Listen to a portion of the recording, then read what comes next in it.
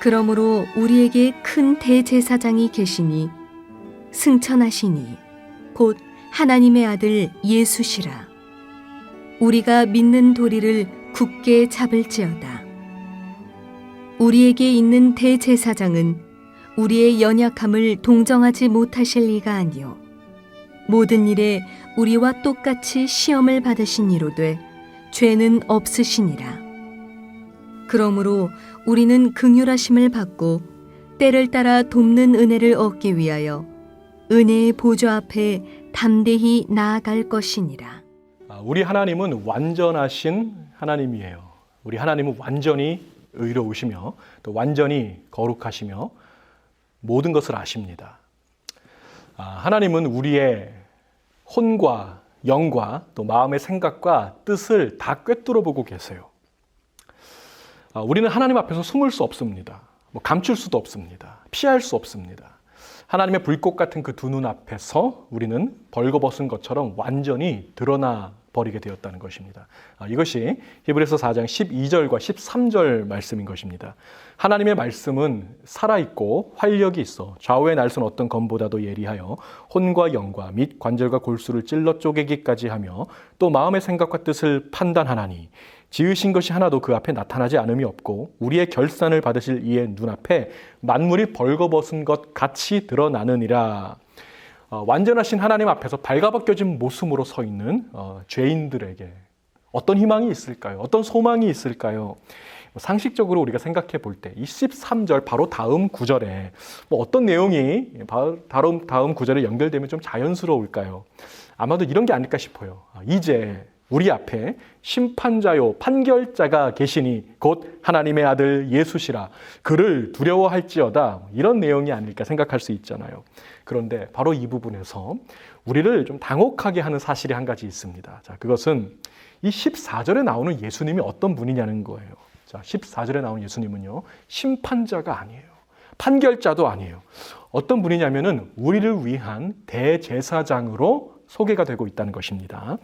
그러므로 우리에게 큰 대제사장이 계시니 승천하신 이 곧 하나님의 아들 예수시라. 우리가 믿는 도리를 굳게 잡을지어다. 예수님은 우리를 판단하는 판사도 아니고 우리를 고소하는 검사도 아니고 우리의 대제사장이다. 이것은 우리를 대신해서 우리를 변호하시는 분, 바로 우리의 변호인이라고 하는 뜻을 갖고 있습니다. 성경에서 이 대제사장이 얼마나 중요한지요. 대제사장은 그가 맡은 역할과 그 지위가 대단히 중요했기 때문에 하나님은요, 대제사장이 어떤 옷을 입어야 하는지, 어떤 의복을 걸쳐야 하는지를 신경 써 주셔서 그 의복의 모양까지 지정해 주셨어요. 어떤 재료로 이 옷을 만들 것인지, 또 그 컬러가 어떻게 될 것인지, 디자인은 어떻게 되는지를 아주 상세하게 지정해 주셨습니다. 대제사장의 이 의복을 보면요, 양쪽 어깨에 커다란 보석이 하나씩 어깨 위에 있습니다. 오른쪽 어깨에 달린 이 보석에 6개의 이름이 거기 적혀 있어요. 또 왼쪽 어깨에 달린 보석에도 6개의 이름, 토탈해서 12개의 이름들이 양쪽 이 보석에 적혀 있습니다. 이것은 이스라엘의 12아들의 이름인 것입니다. 이게 무슨 뜻일까요? 대제사장은요, 하나님 앞에 나아갈 때 이스라엘의 그 12아들들의 이름을 그 두 어깨에 짊어지고 하나님 앞에 나아갔다는 것입니다. 또 그런가 하면요, 이 대제사장의 의복 한가운데 가슴팍에는 뭐가 있냐면은 12개의 보석이 이 가슴에 달려 있어요. 각각의 보석은요, 색깔이 다 다른데 이스라엘의 12지파의 이름이 이 보석마다 하나씩 새겨져 있습니다. 이게 무슨 뜻입니까? 대제사장은요, 이스라엘의 12지파의 이름을 가슴에 새기고 심장에 새기고 하나님 앞에 나아가야 했다는 것입니다. 우리가 요한계시록을 함께 공부하면서 확인한 바와 같이 이 히브리인들에게 있어서 숫자 12, 12이라고 하는 숫자는 대단히 중요한 의미를 갖습니다. 숫자 12는 하나님의 백성을 나타내는 숫자예요. 12는 영적 이스라엘인 이 교회를 상징하는 숫자인 것입니다. 자, 그러므로 대제사장은요, 교회의 대표라는 거예요. 대제사장은 하나님 백성들의 대표의 자격으로 하나님 앞에 나아갔다는 것입니다. 하나님 앞에 나아갈 때 대제사장은요, 하나님 백성 전체를 그의 어깨에 짊어지고 그의 심장에 새기고 나아갔다는 것입니다. 자, 이 대제사장이 하나님 앞에 나아가는 날이 있어요. 자, 1년에 한 번입니다. 대속죄의 일, The Day of Atonement. 1년에 한 번 찾아오는 절기였어요. 이 대속죄일은요, 구약의 7대 절기 중에 하나예요. 굉장히 중요한 절기였습니다. 이것이 현대를 살고 있는 우리들과 어떤 상관이 있을까요? 14절에서 오늘 우리에게 대제사장이 있다고 했어요. 그러니까 구약의 그 대제사장 말고 우리에게 있는 대제사장, 그분이 바로 예수님이에요. 우리에게 큰 대제사장이 계시니 승천하신 이 곧 하나님의 아들 예수시라. 그런데 이 구절을 좀 자세히 들여다보시면요, 그냥 대제사장이라고 하지 않았죠. 한 가지 수식어가 여기 더 붙어 있습니다. 바로 큰 대제사장, the great high priest라고 했습니다. 이 큰 대제사장이란 무엇인가요? 완전하고 완벽한 대제사장, 조금의 부족함도 없는 대제사장이라는 뜻을 갖고 있어요. 자, 우리의 큰 대제사장 되시는 예수님은요, 우리의 대표예요. 우리를 대신하고 있어요. 하나님 모든 백성을 대표하고요, 교회의 머리가 되십니다. 예수님이요, 우리를 대표해서 하나님 앞에 나아가셨다는 거예요. 예수님의 양쪽 어깨에는요, 2개의 보석이 있어요. 자, 그 보석에 누구 이름이 적혀 있을까요? 저와 여러분의 이름이 적혀 있습니다. 예수님의 심장에 이름이 적혀 있어요. 저와 여러분의 이름이 새겨져 있다는 것입니다. 저와 여러분의 모든 죄를 우리 예수님은 그의 어깨에 짊어지시고 그의 심장에 새기시고 하나님 앞에 나아가셨어요. 우리의 죄를 속하기 위한 그 대속의 제사를 드리기 위해서 주님 앞에, 하나님 앞에 나아가셨다는 것입니다. 자, 그뿐 아니라 오늘 성경은 주님을 가리켜서 승천하신 분이라고 표현하고 있죠. 우리에게 큰 대제사장이 계시니 승천하신 이 곧 하나님의 아들 예수시라. 여기에는 한 2가지 정도 뜻이 있다고 생각합니다. 첫 번째로 승천하신 이라고 한 이 대목을 원문으로 보면요, 예수님이 그저 하늘에 올라가셨다, 승천하셨다, 이런 단순한 뜻보다 좀 더 깊은 의미를 갖고 있는 것 같아요. 이 원문을 그대로 번역한 ESV 영어 성경으로 이 구절을 보시면요, Who has passed through the heavens. Who has passed through the heavens. 예수님이 하늘을 뚫고 지나가셨다라고 성경을 기록하고 있습니다. 여기서 말하는 heavens는 무엇인가요? 이게 단수가 아니라 복수로 기록이 되어 있죠. 이 복수로 기록된 heavens는 천국이라는 뜻도 있을 수 있겠지만 그보다는 하늘과 공중의 영역을 지칭하는 그런 단어인 것입니다. 에베소서 6장 12절 말씀 보시면요, 이 영역은, 하늘과 공중의 영역은 사탄의 지배를 받는 영역이라고 했어요. 에베소서 6장 12절. 우리의 씨름은 혈과 육을 상대하는 것이 아니요 통치자들과 권세자들과 이 어둠의 세상 주관자들과 하늘에 있는 악의 영들을 상대함이라. 자, 우리의 대제사장 되시는 예수님이요, 바로 이곳을 뚫고 지나가셨다는 거예요. 하늘을 뚫고 지나가셨습니다. 바로 사탄의 나라를 뚫고 지나가셨다는 것입니다. 예수님이 가시는 그 길을 막으려고 하던 자들이 있었어요. 하늘에 있는 악한 영들과 이 세상의, 이 어둠의 세상 주관자들, 그들은 예수님을 막으려고 했어요. 그 길을 가지 못하도록 방해하려고 했지만 어떻게 됐어요? 막지 못했어요. 그들은 실패했습니다. Jesus passed through the heavens. 예수님은 사탄의 그 나라를 정면으로 뚫고 지나가셨다는 거예요. 이 장면을 생각하면서 사도 바울은 골로새서 2장에서 이렇게 말했습니다. 또 범죄와 육체의 무할례로 죽었던 너희를 하나님이 그와 함께 살리시고 우리의 모든 죄를 사하시고 우리를 거스르고 불리하게 하는 법조문으로 쓴 증서를 지우시고 제하여 버리사 십자가에 못 박으시고 통치자들과 권세들을 무력화하여 드러내어 구경거리로 삼으시고 십자가로 그들을 이기셨느니라. 아멘. 자, 사탄의 세력은 예수님이 가시는 그 길을 막지 못했습니다. 그들은 무력화되었습니다. Jesus passed through the heavens. 이것이 승천하신 이라고 하는 이 대목의 첫 번째 의미예요. 예수님께서 완벽한 승리를 거두셨다는 거예요. 예수님의 완벽한 승리.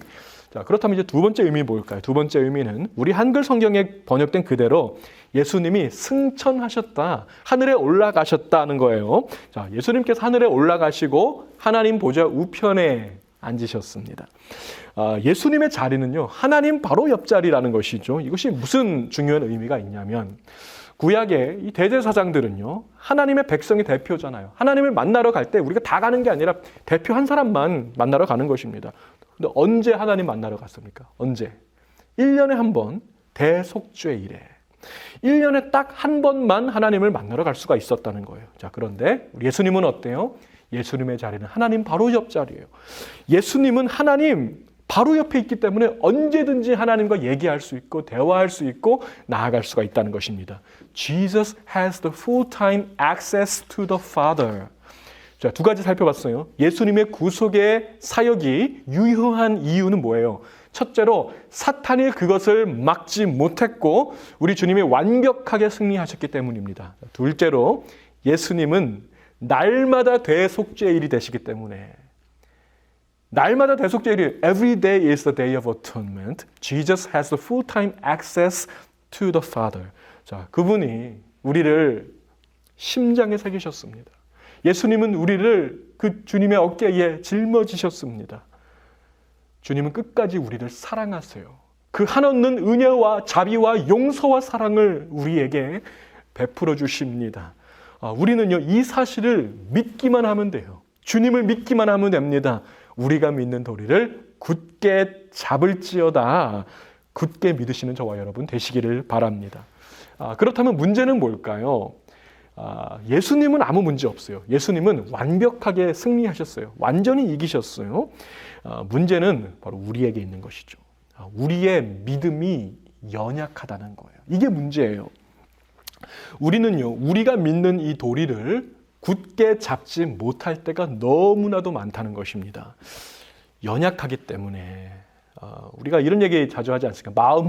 마음으로는 원이로되 육신이 약하도다. 그러면서 우리가 믿음으로 행하지 못하는 것을 회개할 때 참 많잖아요. 저는 요즘에 어떤 생각을 많이 하냐면 믿음이란 뭘까? 믿음이란 무엇일까? 이 생각 참 많이 합니다. 믿음에 대해서 수많은 생각을 하면서 요즘에 사는 것 같아요. 저는 요즘에 기도 시간마다 믿음의 씨름을 합니다. 기도할 때마다 저는 이런 걸 느껴요. 하나님께서 저의 믿음을 좀 테스트해보고 계시는구나. 하나님은 믿음에 대해서 이렇게 물어보시더라고요. 너 믿음으로 살아야 된다. 눈에 보이는 거 따라가지 말고 믿음으로 행하라. 이것을 요구하십니다. 여러분, 믿음으로 사는 거하고 그냥 믿기만 하는 거하고 이게 굉장한 차이가 있거든요. 너무나도 다르다는 것을 제가 요즘 깨닫게 됩니다. 내가 믿고 있는 도리를 내 삶에서 나타내면서 사는 것과 그냥 믿기만 하는 것은요, 이게 질적으로 전혀 다르더라고요. 우리는요, 신앙 고백적으로 믿는다라고 말은 하지만 실제로 우리 삶의 현장에서는 어떻습니까? 뭐 믿지 않는 사람하고 똑같은 모습으로 행동할 때가 많지 않습니까? 사실 저도 그런 경우 참 많습니다. 얼마 전에 개인적으로 저에게 믿음의 시험이 하나 찾아왔어요. 우리가 1년에 한 번씩 텍스 보고를 하잖아요.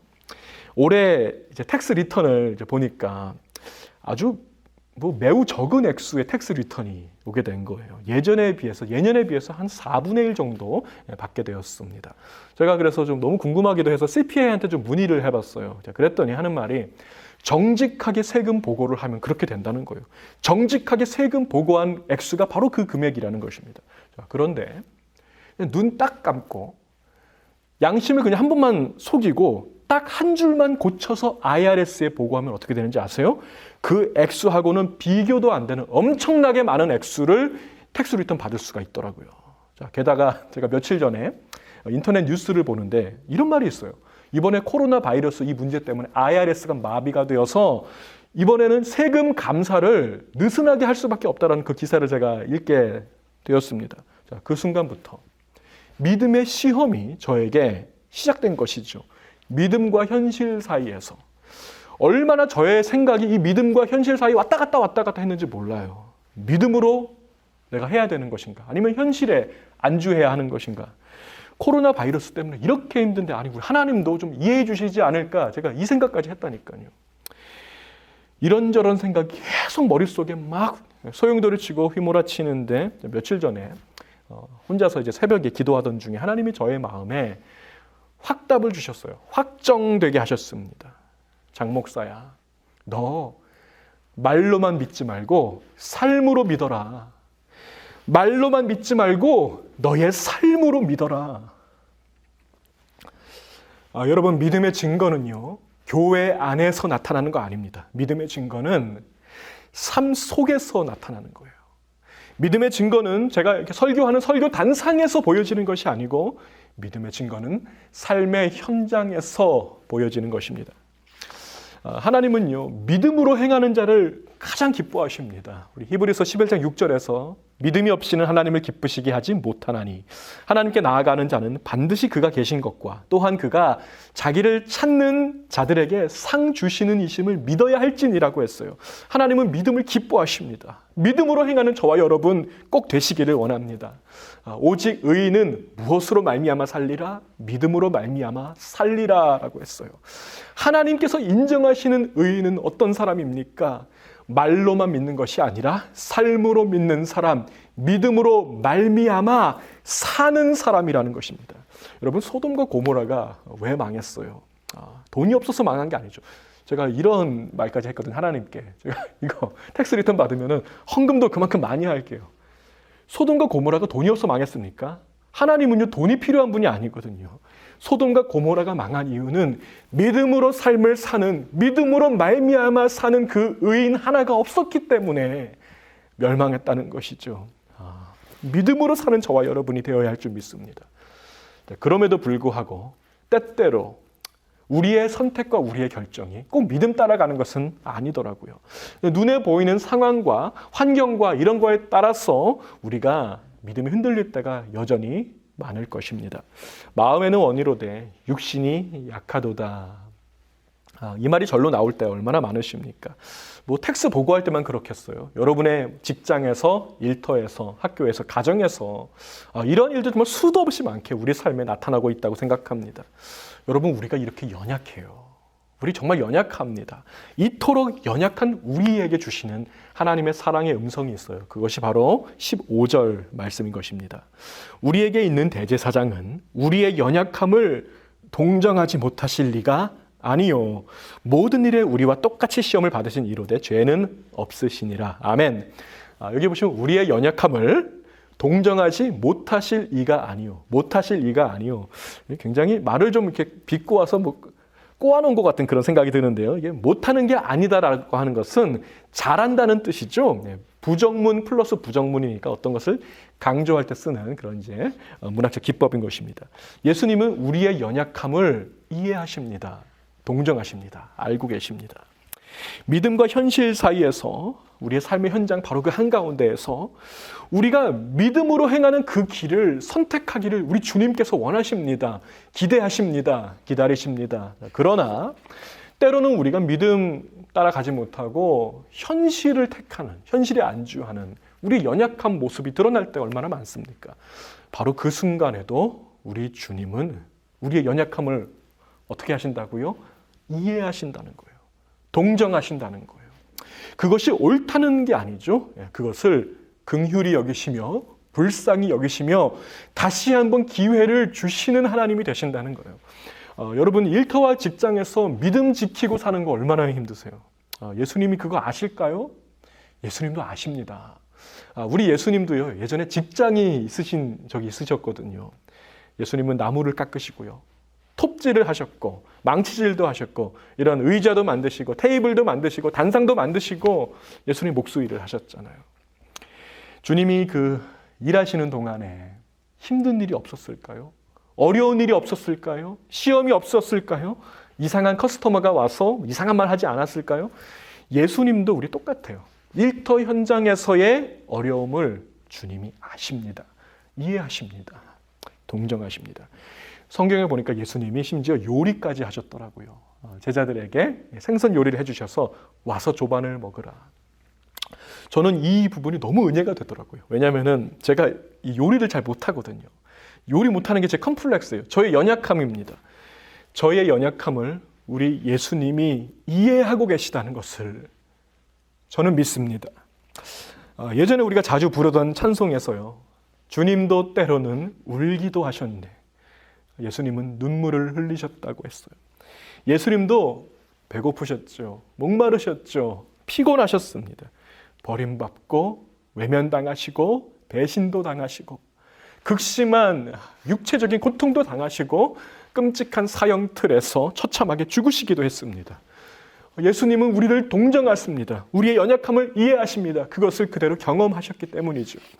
자, 그런데 딱 한 가지 우리 예수님이 이 땅에 사시는 동안에 경험하지 않으신 게 한 가지가 있더라고요. 자, 모든 일에 우리와 똑같이 시험을 받으신 이로되 무엇은 없으시니라, 죄는 없으시니라.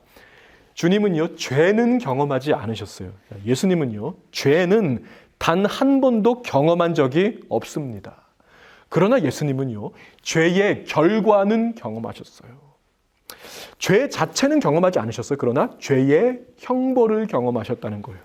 여러분, 죄는 누가 경험한 거예요? 죄는 누가 경험했습니까? 우리가 경험한 게 죄예요. 죄는 우리의 경험, 죄의 형벌은 예수님의 경험이 된 것입니다. 예수님은 우리를 정죄하는 검사가 아니에요. 예수님은 우리에게 형벌을 내리는 판사도 아닙니다. 예수님은 우리를 대신해서 우리를 변호하고 우리를 보호하는 자, 우리의 이름을 심장에 새기고 우리의 이름을 그 양 어깨에 짊어지고 하나님 앞에 나아가시는 우리의 변호인이 되십니다.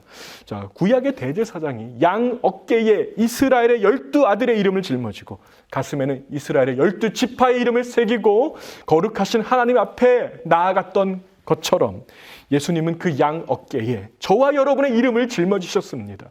저와 여러분의 이름을 심장에 새기셨습니다. 그리고 하나님 앞에 나아가셨다는 거예요. 그 하늘 법정에서 우리의 변호인은요, 우리를 완벽하게 보호하시고 완벽하게 변호하시고 지키시고 이기시고 승리하셨습니다. 우리의 변호인은 우리를 너무나도 잘 알고 계세요.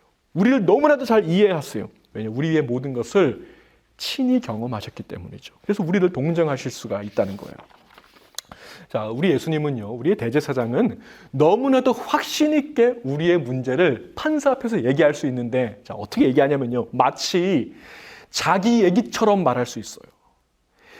내 얘기로 말할 수 있다는 거예요. 누구 제3자의 얘기가 아니라, 나의 클라이언트의 얘기가 아니라 내 얘기로, 내 문제로, 내 고통으로, 내 아픔으로 그 문제를 가지고 가서 그 판사를 설득할 수가 있다는 것입니다. 왜요? 그대로 경험하셨기 때문이죠. 우리의 대제사장께서 우리와 똑같은 경험을 하기 원하셨던 유일한 이유는 우리의 변호인이 되기 위해서예요. 그것을 그대로 완벽하게 제시할 수 있게 하기 위해서 우리의 변호인 되셨습니다. 우리의 변호인은요, 우리 예수님은 단 한 번도 진 적이 없어요. 그분은 그 무한한 능력 가운데 단 한 번도 그 케이스를 지신 적이 없습니다. 너무나도 확신 있게 판사를 설득하는 탁월한 변호인이 되십니다. 자, 그러므로 16절이죠. 그러므로 우리는 긍휼하심을 받고 때를 따라 돕는 은혜를 얻기 위하여 은혜의 보좌 앞에 담대히 나아갈 것이니라. 아멘. 자, 이제 우리 앞에는 심판 없습니다. 형벌도 없습니다. 그것은 우리의 변호인 되신 우리 예수님이 다 해결하시고 다 끝나셨어요. It is finished. It is done. 다 끝났어요. 이제 우리 앞에는요, 긍휼과 은혜가 선포되는, 은혜가 쏟아지는 은혜의 보좌만이 우리 앞에 남겨져 있습니다. 예수 안에 있는 자는요, 긍휼하심을 얻습니다. 예수 안에 있는 자는요, 때를 따라 돕는 은혜를 받습니다. 우리의 모든 필요를 우리 예수님이 다 알고 채우십니다. 우리의 모든 도움이 예수님으로부터 옴을 믿으시기 바랍니다. 자, 이것을 여러분 믿으셔야 됩니다. 이것을 굳게 붙잡으시기를 바랍니다. 때때로 우리는 우리 삶의 현장에서 이 사실을 잊어버리고 살아요. 까맣게 잊어버리고 살아요. 우리 삶의 현장에서 조금만 힘든 일이 생기면은요, 우리 당장 이런 거 까먹고 어떻게 되는지 아세요? 우리 이거 잊어버릴 때 나타나는 현상이 거의 분명하고 명백합니다. 내 힘으로 하려고 해요. 내 지혜로, 내 경험으로 예수님이 이미 이기신 그 싸움을 자꾸만 내가 싸우려고 합니다. 나의 노력과 나의 의지로 뭔가를 해보려고 하지 않습니까? 자, 그럴 때마다 우리는 실패하고 낙심하고 실패하고 낙심하고 안 되고 좌절하고 이게 계속 반복되는 거잖아요. 바로 그때 무엇을 기억하라는 거예요? 우리의 큰 대제사장 되시는 예수를 기억하라. 바로 이것입니다. 우리가 믿는 도리를 굳게 잡으라고 했어요. 우리의 대제사장 되시는 예수님께서 이미 이기시고 승리하시고 끝내셨다는 사실을 붙잡으라는 거예요. 자, 그 은혜의 보좌로 우리가 나아갈 수 있게 되었는데 어떻게 나아가냐면요. 담대히 나아갈 것이니라 라고 해서 담대히 나아가라. 자, 이게 뭐냐면요. 승률이 100%라는 거예요. 100%. 백전백승의 변호인 되시는 예수님은요. 승률이 100%예요. 단 한 번도 진 적이 없어요. 사탄이 막지 못합니다. 사탄의 세력이 무효화됐어요. 무력화됐어요. 자, 이것은 검사가 포기했다는 거예요. 두 손 들고 항복했다는 것입니다. 자, 그러니 담대하라. 내가 세상을 이기었노라. 아멘. 이것을 너희에게 이르는 것은 너희로 내 안에서 평안을 누리게 하려 함이라, 확신을 누리게 하려 함이라 말씀하고 계십니다. 사랑하는 성도 여러분, 우리에게 누가 있어요? 큰 대제사장이 계십니다. 승천하신 이 곧 하나님의 아들 예수님이십니다. 사탄의 세력을 완전히 무력화시키셨어요. 완벽한 승리를 거두셨습니다. 그분은 하나님께 언제든지 나아갈 수 있는 풀타임 액세스를 가지고 계세요.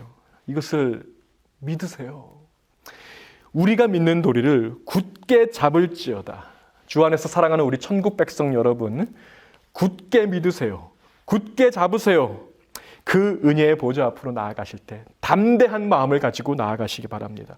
믿음과 현실 사이에서 우리 매일매일 우리도 믿음의 싸움 하고 있지 않습니까?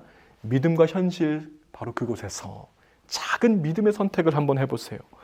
여러분과 오늘도 함께 하시는 우리의 큰 대제사장 백전백승의 변호인께서 여러분의 인생을 책임지고 계십니다. 그분이 돌보고 계십니다. 그분이 여러분을 심장에 새기셨습니다. 그분이 여러분을 어깨에 짊어지고 계십니다. 그분이 여러분을 끝없이 사랑하고 계십니다. 한없는 은혜와 자비와 그 사랑을 강처럼 여러분의 삶에 흘려보내주실 것입니다. 자, 여러분은 이 사실을 믿기만 하면 되는 거예요. 믿기만 하면 되는 거예요. 우리가 믿는 도리를 굳게 잡을지어다. 굳게 잡고 굳게 서는 그 믿음 가운데 서게 되는 저와 여러분 되시기를 우리 주님의 이름으로 축복합니다. 다 함께 기도하시겠습니다. 사랑이 많으신 하나님 아버지 감사합니다. 아버지, 오늘도 우리에게 허락해 주신 이 은혜가 얼마나 큰지, 우리에게 있는 대제사장은 우리의 연약함을 체휼하고 동정하시며 이해하시는 분이기 때문에 아버지, 우리가 어떠한 상황에 놓여 있든지 그것을 그대로 하나님 앞에 가지고 나와서 아버지, 그것을 하나님의 마음을 얻을 수 있는 유일한 분이 되심을 우리가 믿습니다. 주님, 우리 세상에서 우리 살아가는 동안에 아버지, 믿음을 발휘하고 살 수 있는 믿음의 백성 다 되기 원합니다. 그러나 우리의 연약함으로 인해서 믿음으로 행하지 못하고 눈에 보이는 것으로 행함을 용서하여 주시옵소서. 믿음과 현실 사이에서 믿음의 길을 택하며 믿음의 길에 순종하며 나아가는 주님의 아들, 딸들, 자랑스러운 하나님의 사람으로 세워질 수 있도록 우리를 불쌍히 여겨 주시옵소서. 아버지, 그러지 못한다고 할지라도 아버지, 우리를 긍휼히 여기시고 여전히 우리를 사랑의 눈동자로 바라보시며 지키시고 보호하시는 그 주님의 그 은혜가 우리 천국 백성들 삶 가운데 풍성하게 부어지도록 함께하여 주시옵소서. 코로나 바이러스 문제가 계속해서 진행됨에 따라서 우리가 정말 하나님께 나아갈 때 믿음으로 나가는 것이 무엇인가를 더욱더 깊이 생각해 봅니다. 아버지, 우리 삶의 현장 가운데서 말로만 믿는 것이 아니라 삶으로 믿는 자, 진짜 믿음의 사람으로 다 세워지는 오늘 하루가 되게 인도하여 주시옵소서. 감사하며 우리 주 예수님의 이름으로 간절히 기도하옵나이다. 아멘.